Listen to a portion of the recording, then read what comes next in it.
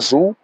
I have a lot of side hustle, YouTubing, and others. I'm going to mention them here because I'll also be giving you side hustle tips as a student and how I am also able to stay sane without messing up my academics and also not messing up in my side hustle. So this video is an informative video and value packed, which I want you to watch till the very end. And if you find it relatable, if you find it helpful, you will also help me share it to your friends. And if you're coming across my channel for the first time, my name is Basi Ejoba. I'm a student in the University of Alabama studying medical laboratory science, and in my channel I help students level up their academic game. I also share helpful tips on the channel focusing on personal development. So if you love content like this, please don't forget to hit on the red subscribe button so I can continue the updates into my drop videos like this, and so that you can help me grow.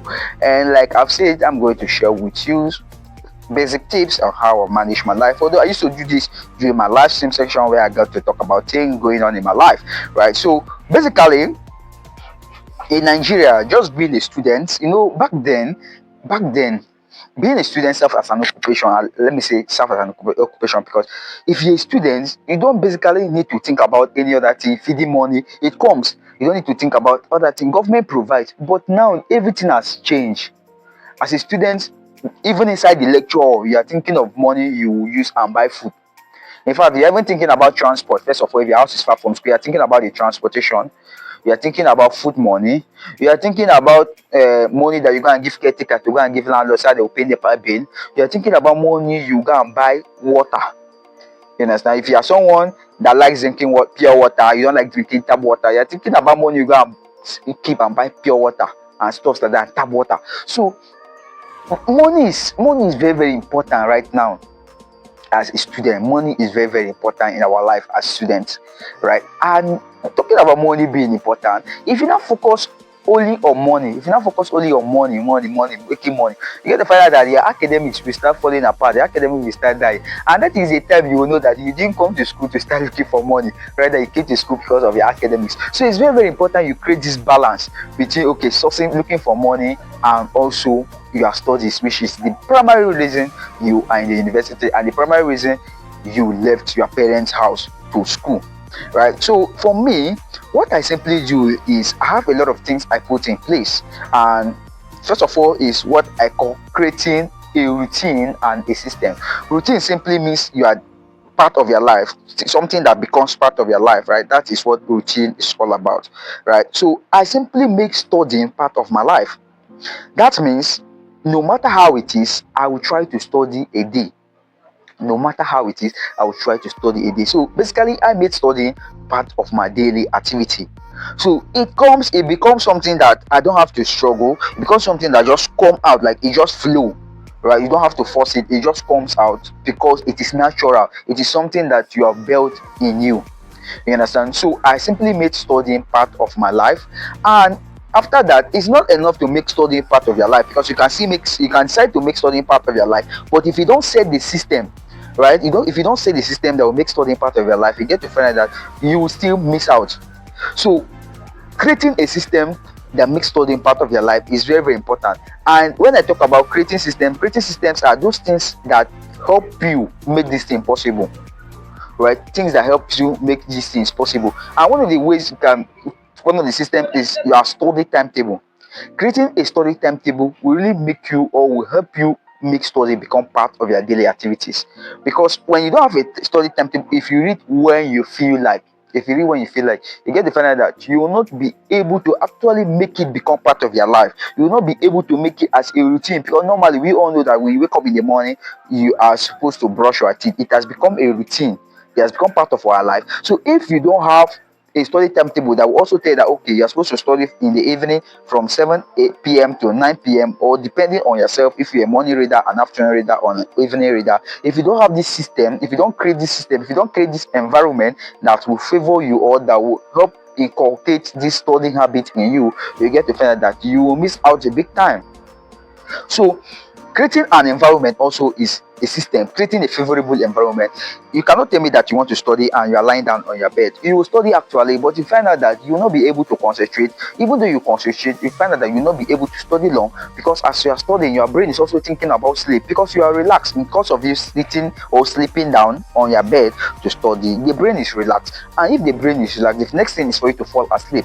So when you don't create a system that will allow the brain to study, when you don't create a system that will allow the brain to study, you get to find out that you will always miss out. So the best way is to get a reading table. Yes, getting a reading table is essential. So by getting a reading table, it's a system that the moment the brain sees it, it automatically tells the brain that, okay, this is where I'm supposed to study, right? So by getting a reading table, keeping the book that you want to study at that particular point in time on the reading table will inform the brain that, okay, the moment you see it, it tells the brain that, okay, this is my time to study and this is where I am supposed to study. So it is not just enough by trying to get a routine, right? So you also have to create those systems. You have to create those systems that favors you to study, right? So that is basically how it is, creating a system. And also, after getting a routine, creating a system, you also have to get a purpose of you studying. Do you want to just study because you want to study, or do you want to study because you're preparing for a test? Do you want to study because you're preparing for an exams, right? So getting a purpose of your study will really motivate you and propel you to study, right? So the purpose is like, okay, I want to increase my CGPA, I want to do this, I want to do this. Getting a purpose serves as fuel. So by getting the purpose of your study, it will really help you. So I've talked about three things. I've talked about routine, making it as a routine, creating a system that favors it, and also finding purpose in what you want to do, which is your study, which is your academics. And also now, I've talked about academics all this while. Now, how can we be able to manage between these academics and your side hustle as a student? The first thing you have to do is to time block. Now, time blocking is very essential, and I made a YouTube video, live stream. Yes, I made a live stream where I talked about time blocking. Right, that is time management. Time blocking is very essential. Now, when it comes to time blocking, is setting out time to do a particular stuff. You understand? Doing a particular stuff at a particular time. So let's say, okay, as a student, you want to study. I'm using myself as an example, because everything I'm saying here is things I do.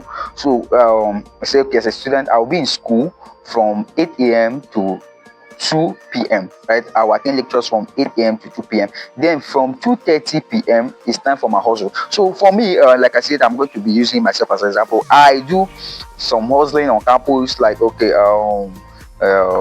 paying of student dues in the microfinance bank, paying of student.